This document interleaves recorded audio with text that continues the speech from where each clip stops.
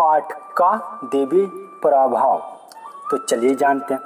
आत्मश्रद्धा वो तत्व जो मनुष्य की गुप्त आध्यात्मिक शक्तियों का द्वार खोलकर आश्चर्यजनक शरीर मानसिक और आध्यात्मिक स्वास्थ्य लाभ करता है और चिंताओं को दूर करता है।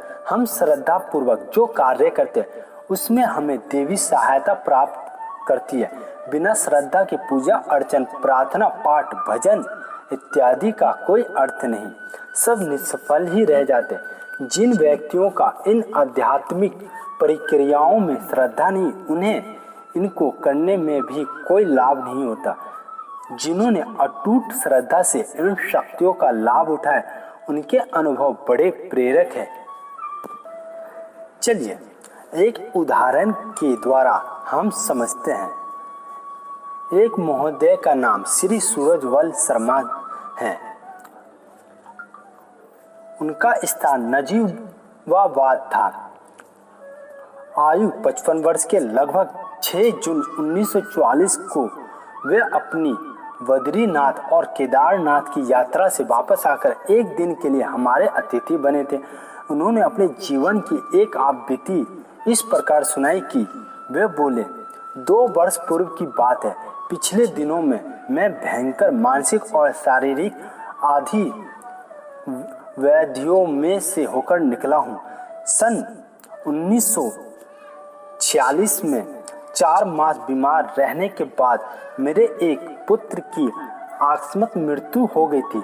मन पर गहरा आघात लगा। उसकी चिकित्सा कराने में इधर उधर बहुत दिनों तक मरता फिरा था। खर्चा भी बहुत किया था, किंतु उससे ना बचा सका। भाग दौड़ और निरंतर मानसिक तनाव के कारण मैं भी बीमार पड़ गया। पेट की बीमारी थी। पहले भूख कम होने लगी। घटते घटते एक स्थिति ऐसी आई कि जो खाता उल्टी हो जाती, कुछ भी हजम नहीं होता। बहुत कठिन हो गया मेरे लिए। यहाँ तक कि जो जल पीता वो भी हजम नहीं होता था। शरीर में जब कुछ ना पहुँचा तो मैं फिर पेट के दर्द से कराहता रहता। चिकित्सा बहुत की। डॉक्टरों का मत था कि ये अतड़ियों की टीबी हो गई है तथा उसकी चिकित्सा के लिए किसी बड़े विशेषज्ञ के पास जाना चाहिए। एक बार मैं टीबी विशेषज्ञ लैंसडाउन में रहते थे, उन्हीं के पास जाने की सलाह दी गई। मरता क्या ना करता, बहुत खर्चा हो चुका था, पर जीवन में बड़ा मोह है। मैं उनके पास गया। जनवरी का महीना था। ठंडक बहुत पड़ रही थी। इधर मैं बीमार आदमी, उस पर निर्बल। उनकी चिकित्सा चल ही रही थी कि एक दिन मैं अचानक जगा तो मालूम हुआ जैसे पाँव नहीं हिल रहा है। मेरे पाँव को क्या हुआ? मैं आश्चर्य में। डॉक्टर ने बतलाया उस टांग पर लकवे का प्रभाव है। उफ, तो क्या मैं लकवे से मर जाऊंगा? एक और पेट ही परेशान किए हुए थे, उस पर लकवा। अब भला जीने की क्या आशा थी? डॉक्टर ने कहा मुंबई जाओ, वहाँ इस रोग के विशेषज्ञ हैं। विलायत में इसकी चिकित्सा होती है। मैं साधारण हैसियत का व्यक्ति भला मुंबई या विलायत जाने की स्वप्न में भी क्या आशा कर सकता? जो कुछ जहाँ मिला खाया, डॉक्टरों से बहुत दवाई कराई, अंत निराश निरुपाय थका हारा अपने घर नजीबाबाद लौट आया। मैं कमजोर होते होते ऐसा हो गया था कि चारपाई पर ही सोच दिशे निर्वत होता था। एक दिन मृत्यु की प्रतीक्षा कर रहा था। जीवन टिमटिमा रहा था। एक डॉक्टर साहब ने तो यहाँ तक भविष्यवाणी की कि ये सावन आप ना देख सकेंगे। ये आषाढ़ के महीने की बात है। मैंने सोचा जब मरना ही है तो परहेज भी क्यों ना किया जाए।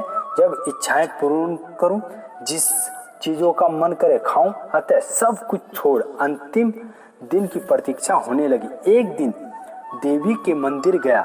बैठकर जीवन मरण पर विचार कर रहा था। मृत्यु क्या है, कैसी है, आत्मा स्वरूप क्या है।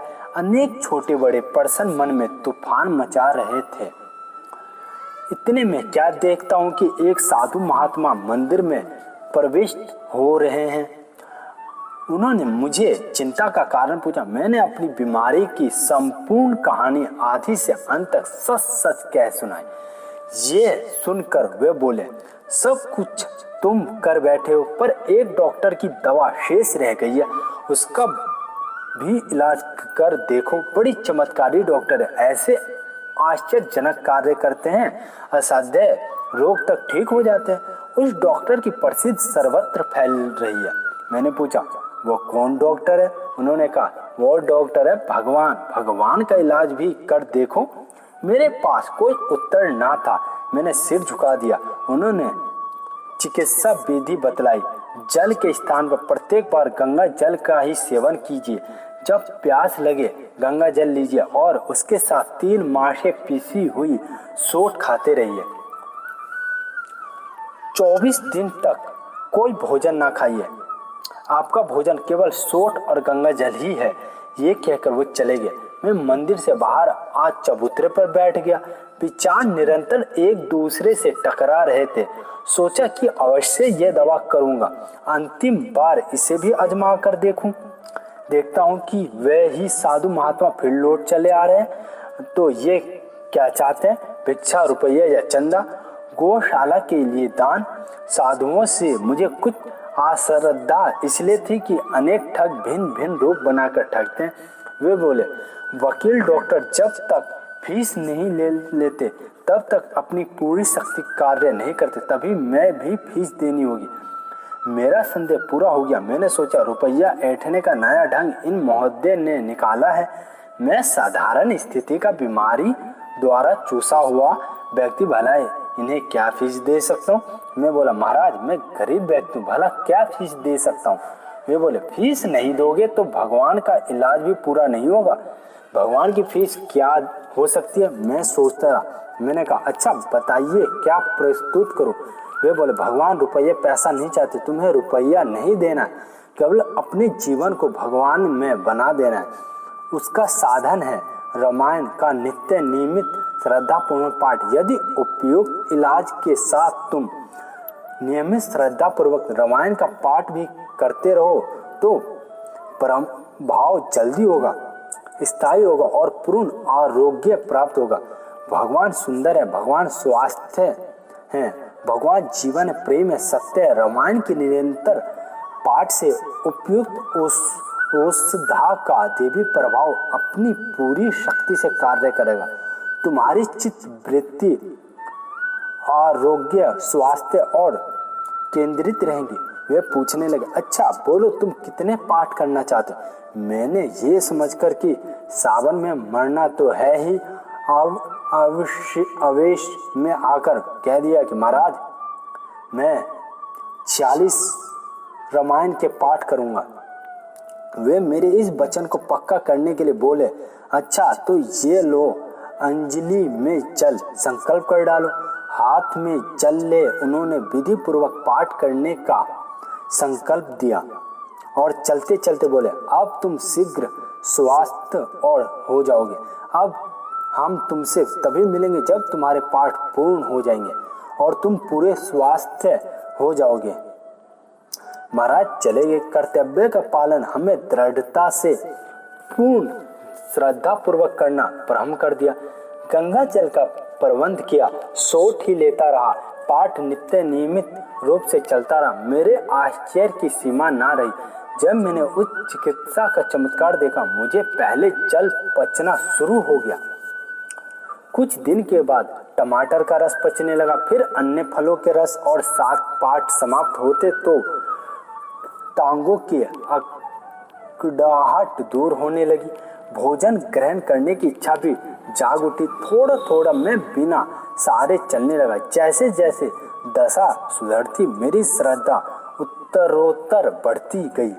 मैं पूरे निष्ठा से पाठ करता रहा। रामायण का पाठ मेरे दैनिक जीवन का एक अंग बन गया। अब तो मेरी ऐसी आदत हो गई है कि प्रतिदिन रामायण का पाठ किए बिना कुछ ग्रहण नहीं करता।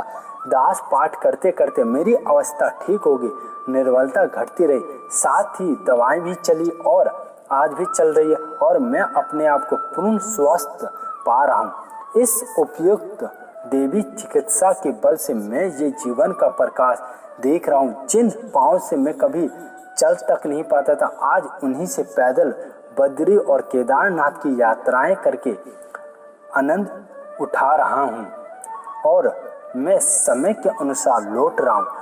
रामायण को मैं मानव मुक्ति, स्वास्थ्य और आनंद और सुख संतोष देने वाला देवी ग्रंथ मानता हूँ। अपनी यात्रा के सिलसिले में मैं उन महात्माओं को खोजता रहा हूँ।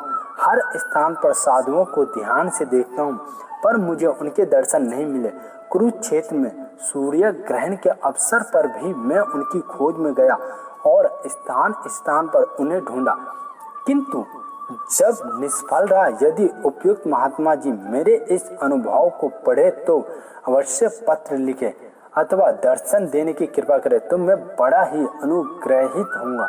यह अनुभव काल की भौतिक चिकित्सा पद्धति को एक चुनौती है।